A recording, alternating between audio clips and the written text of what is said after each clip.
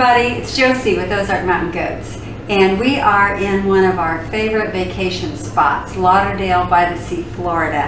And today is a Wednesday, and by the time you see this, we'll be back home. But on Wednesdays, where we stay, we have Wednesday evening wine and cheese and karaoke night. And what happens is everybody brings their favorite snack to share, and we have a good time, some laughs, and sing karaoke. So I am going to be making pecan caramel crackers today. And my girlfriends in Peoria, where I lived and worked for many years, call this stuff crack because it's so addicting. Once you have one, you don't want to stop. But anyway, it's very simple. It consists of club crackers and pecans, brown sugar, and butter. So the recipe calls for 40 to 48 club crackers, which takes a larger baking sheet. And all they have is the small ones here, so I'm kind of trying to make it work for me, so I hope it turns out, because this will only hold 32. And so I'm going to put a few more crackers on this baking sheet here. And I've got the foil bit, so hopefully it'll hold them in place and we can get it done. But anyway, once you've got, be sure and line your cookie sheets with foil, otherwise they're going to stick so bad that it's hard to peel them off. But once you get your cookie sheets lined with foil, then you want to count out anywhere from 40 to 48 crackers and get them set up. It also calls for 3/4 to a cup of crushed pecans, and I've got these all set up here. So I'm going to go ahead and just kind of sprinkle them around. Also, you need to have your oven set at 350. And next I'm going to go over to the stove and get our butter and brown sugar melted. What I've got in this little saucepan is 2 sticks of butter, and to that I'm adding half a cup of brown sugar. And you're just going to melt this completely. Once it gets melted, you'll bring it to a full boil and boil it for 5 minutes.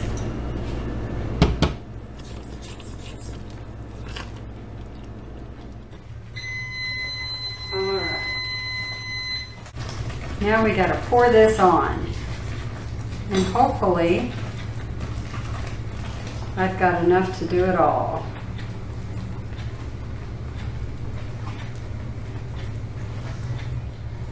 This tends to level itself out in the oven, so even though it's not perfectly covered now, it usually spreads out and kind of fixes itself.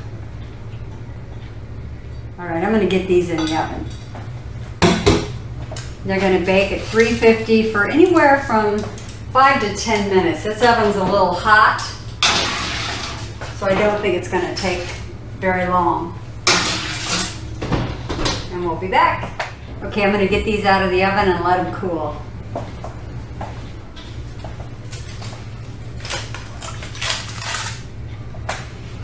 Once these have cooled enough to handle, I will break them apart and get them on a platter.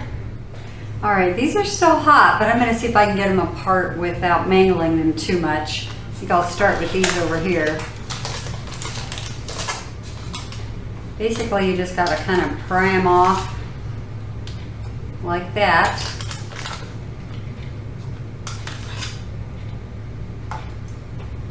And as they cool, they'll continue to harden up. If you like pecans and butter and brown sugar, you're going to love these. I'll just set them right here and they can cool next to each other like this. These are a really delicious buttery snack. These actually turned out darker than they normally do at home. I'm hoping that they aren't scorched. Normally they're a lighter caramel color. I'm just not used to using an electric oven or electric stovetop. I have gas at home, so Jim's going to try them out.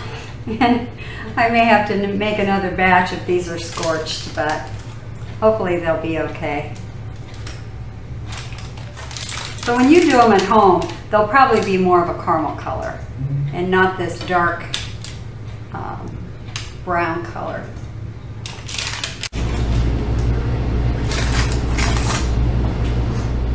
I actually wasn't very happy with that first batch. They were darker than I like, and Jim and I tried them, and they weren't burnt, but they had a little bit of an aftertaste. So I just pulled my second batch out of the oven, and once they get cooled, I'll peel them apart and we'll show you the difference in how they look.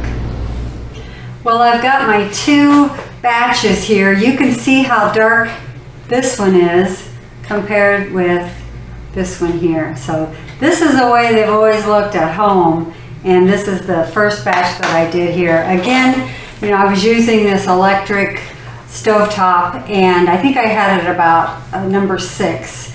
And this batch here, I turned it down to about a 4. So that made the difference, and this one is a lot better, tastes better, doesn't have that bitter aftertaste. So try this recipe. If you like pecans and butter and brown sugar, I'm sure you'll like this. Anyway, thanks for watching, and as always, we will catch you later.